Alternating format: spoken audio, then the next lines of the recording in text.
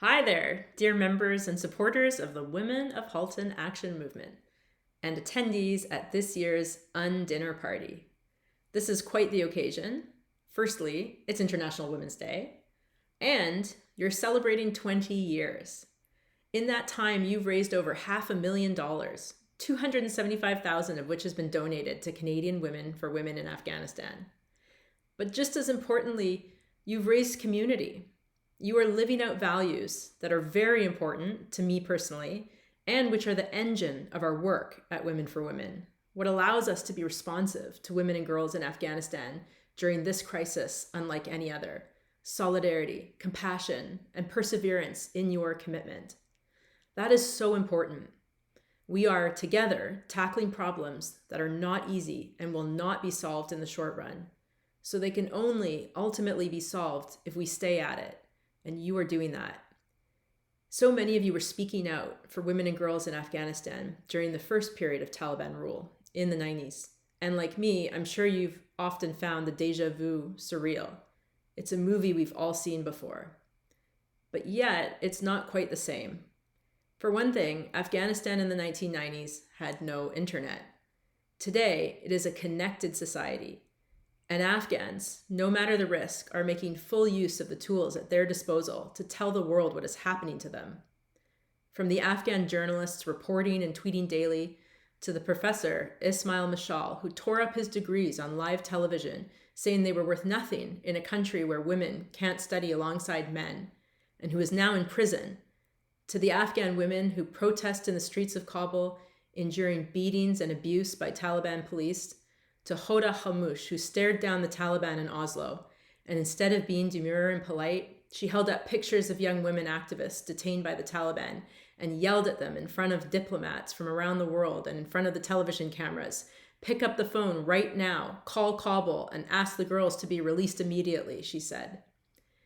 Afghans use the internet, social media, and cameras to keep dissenting. And as a result, Afghanistan is so much less isolated than it was in the 90s, and we can hear the people there better. But there's something else that's different too. The women. It's the women. In between Taliban 1.0 and Taliban 2.0 were 2 decades where women took the bull by the horns, taking full advantage of an environment where they could access education, work, politics, and the economy. And boy, did they make it count. A whole generation of families sent their children, boys and girls, to school. One of the questions I always asked in classrooms in Afghanistan is, raise your hand if you're the first person in your family to go to school. And hands would shoot up across the room. More women than ever graduated from high school and went on to higher education. Universities proliferated. The first master's programs opened due to sheer demand for more education.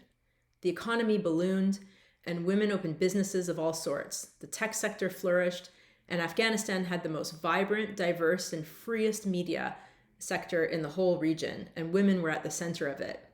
Women were visible. They were on TV broadcasting the news. They were artists painting murals in the streets. They were raising their voices in parliament. They were civil society activists demanding accountability from government. They were policewomen, soldiers, pilots, engineers, doctors, lawyers, and judges. And you know what? They're all still there. And you think they're going to let their daughters be illiterate? No way. They won't stand for it. And because they are there, still fighting, we need to be with them. You are helping us to do that. At Women for Women, we are reaching women and girls barred from schools and universities with virtual education. We are reaching them with learning baskets, deliveries of books, learning materials, and emergency food aid to stave off the hunger that is engulfing so many households. We are reaching them with computers, home internet packages, and power banks through our Remote Communication Assistance Initiative. We are reaching them with scholarships and much more. And we will never stop. We will only do more because the need is great. And just as we need your support to run these programs, we need your support to speak out at every chance you get. And this is why. One morning, a woman named Layla, who was 5 months pregnant, left her house for a routine prenatal appointment. She walked out wearing a burqa, being sure to completely cover the clothes she wore underneath. On the way, she had difficulty breathing and raised her burqa for a breath of fresh air. Suddenly, a Taliban militia appeared and screamed at her, "Why have you bared your face? Why have you bared your face?" He raised his whip, and he whipped her over and over on her abdomen as she screamed and eventually began to bleed. There were men passing by, but afraid of the Taliban, they didn't intervene because the Taliban do not allow men to touch women they are not related to. Layla was so injured she required abdominal surgery to survive. But to get it, she needed permission from the Taliban to have the surgery, from the very people who had done this to her. While she waited for that permission, she died. That happened 23 years ago, when the Taliban ruled the first time. Layla's death is recorded in a journal article by Talia Friedman, published in February 2001, 9 months before 9/11, and 10 months before the Taliban's rule would come to an end. In that 10 months, how many more Laylas were there? And how many more Laylas have there been in the past 18 months since the Taliban resumed their rule? It's not an easy thing to think about. And we must tell Layla's story because she isn't here to tell it. And we must tell it because Layla's story is everything we need to know about those currently ruling Afghanistan. The men who would beat a pregnant woman and her unborn child to death in the streets are the ones now in charge, making decisions about how people can and can't live, making policy, replacing the legal system, overturning the school curriculum, determining what dreams children are allowed to dream. The hate they manifested towards one woman is the hate they manifest towards all Afghan women.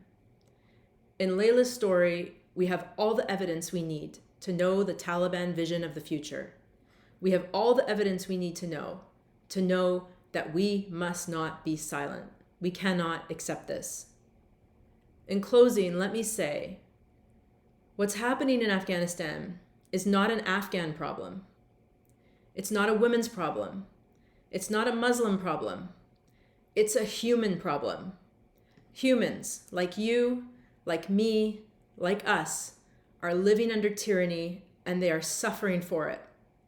And as fellow humans, to our sisters in Afghanistan, we say, not on our watch. We are with you always, and we will fight for you. And to you watching, thank you, truly, for your solidarity, your action, your voice, and your support. It really matters, and it truly counts.